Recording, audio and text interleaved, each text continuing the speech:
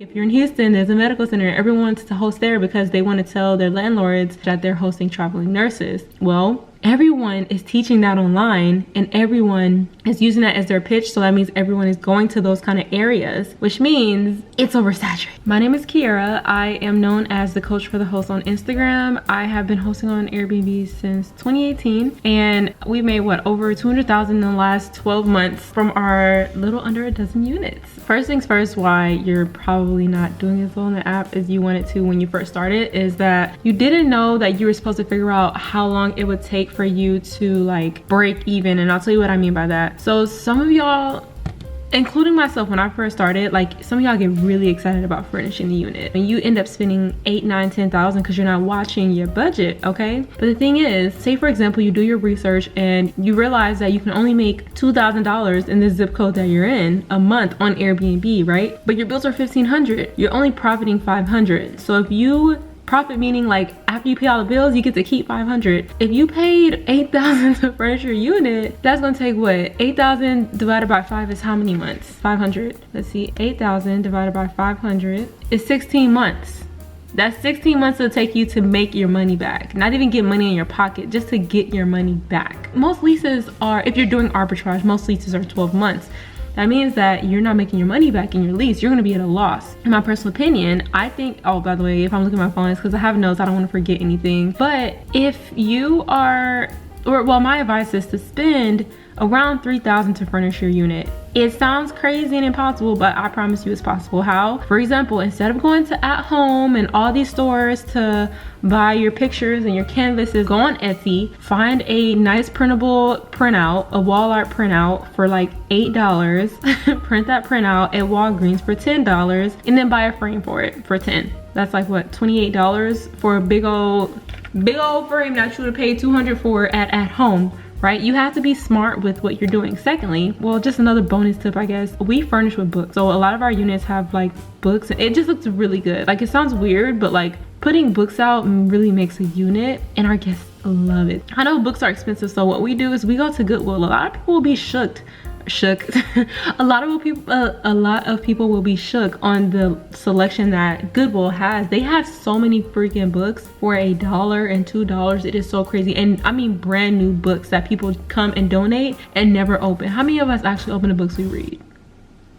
Exactly. So you have to get smart with how you're furnishing and don't spend too much. How can I know how much my zip code is going to make though and how much I'm going to make on the app? Well, this is actually number 2 on how or why they went wrong and why they're failing is they're not doing the research. So what you need to do, you need to go on AirDNA, AIRDNA.co. Again, this is not sponsored. Go on AirDNA.co, type in your city and just check it out. You can actually see all the Airbnbs and VRBOs in your city on that AirDNA map. Now AirDNA, if I'm not mistaken, it is behind by like a month or a couple of weeks or something like that on its data, but still it's so relevant. At least it has the last 12 months, right? That's relevant for me to know. But what you're gonna do is you're gonna go through every single zip code and you're gonna, because there's a zip code piece at the top, you're gonna go through every single zip code and you're gonna figure out how much you're going to make in that area. There's a formula right here that I'm gonna put at the bottom of the screen. This is how you're gonna figure out how much that zip code can make. So it's average daily rate, meaning how much can I make per night on average in this zip code? How much am I gonna get in my pocket? How much are people booking it for? Times the occupancy rate, which is how many days out the month am I gonna be booked? At what percentage am I gonna be occupied? Is my unit gonna be having people in it? Times 30. Okay, 30 because there's on average 30 days in a month, right? So use that formula to figure out how much you're gonna make in every single zip code in your city. Why? Because look, think about it like this. What if you're in a Houston, or let's say you're in a market where you're all about the hype and you hear like, oh, you know, medical center, there's a medical center. Like if you're in Houston, there's a medical center. Everyone wants to host there because they want to tell their landlords that they're hosting traveling nurses. Well, everyone is teaching that online and everyone is using that as their pitch. So that means everyone is going to those kind of areas, which means it's oversaturated. It can be oversaturated, that zip code. So what if, you know, you find out that in that medical center, you can only make $22,000 a month, but a zip code outside the city that barely has has any units, like 20 units, you can make $8,000 a month, right? And yes, this is possible. This is 1000% possible. And let's say 1 month you have a slow month and your income drops and you're only making $1,500 on that medical center zip code, and then like $6,000 on the outside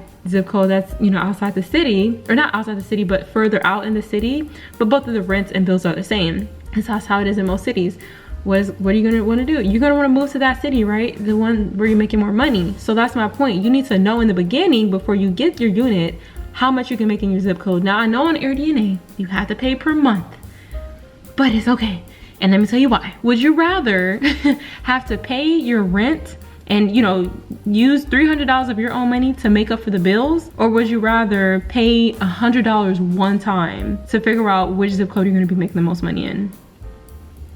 Don't go with the first apartment that tells you yes. Don't go with the first landlord that tells you yes. You need to know the data, okay? That's my personal opinion on that. Now, if you are in a predicament where you've already gotten your unit and you don't know what to do, you have options. You can, if you are truly in a medical center, contact the hospitals in the area. Figure out the department that houses patients when they come into the city. Figure out who's in charge of that and see if you can possibly get on their list, okay? It's a lot, but I don't know if I mentioned this, but actually I think I already talked about that. Just kidding.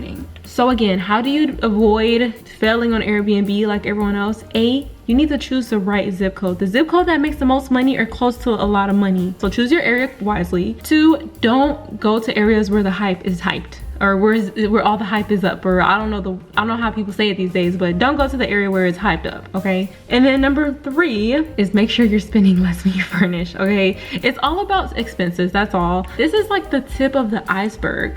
Like, it is literally the tip. So what I want you to do is go ahead, sit back, relax, and kick off your shoes, because hashtag you're home, okay? You are home. Make sure to subscribe, turn on your notifications so that you know when I'm uploading, because it's a lot more to go, okay? And I'm here for you. I really am. You having a unit does not hurt me, okay? And I truly feel like because we do that zip code research, we're always doing well on Airbnb. Like, we don't have slow seasons. So yeah, hashtag you're home, and I'll see you later. Bye.